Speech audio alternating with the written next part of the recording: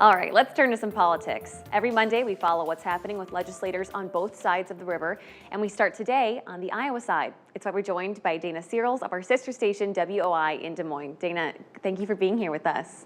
Thank you for having me. Why don't we start with one of the big pieces of education news to come out of the last week? What is Iowa Governor Kim Reynolds' proposal for schools?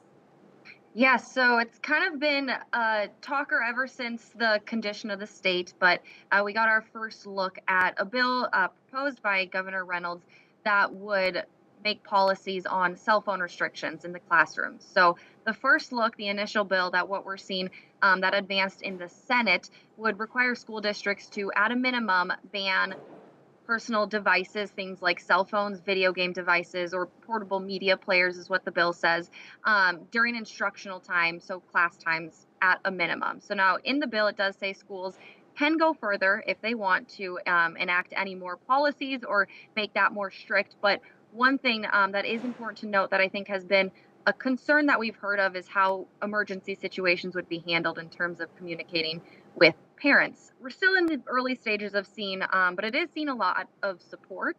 Overall, the general consensus is approval for this. I know the Department of Education Director, Mackenzie Snow, she went and said that schools that have already enacted these policies within the past year, they've already seen huge success, just less distraction around digital devices. Okay, that makes sense. Let's stick with education, but go up to the college level. What are Iowa Republicans wanting to pass right now when it comes to diversity classes?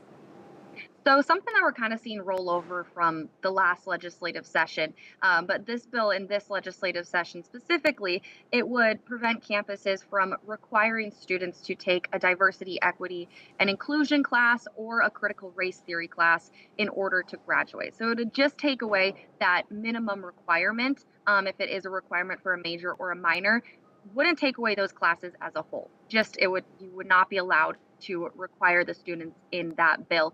An additional part that the bill would do is it cannot require employees or staff to take or participate in any type of diversity, equity, and inclusion training or critical race theory training. So it kind of centers around those two topics and the requirement. So it wouldn't eliminate it as a whole. I think that's something that's important to note. Lobbyists from the University of Iowa, UNI, and Iowa State University, they have declared for this legislation.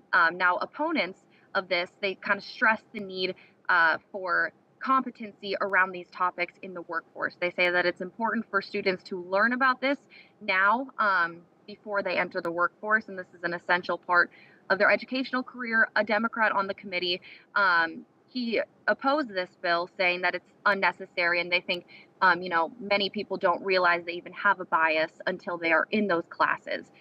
So two very different sides from the story, but it's coming out of that higher education committee that is a new committee this legislative session that has kind of been chaired by Representative Taylor Collins.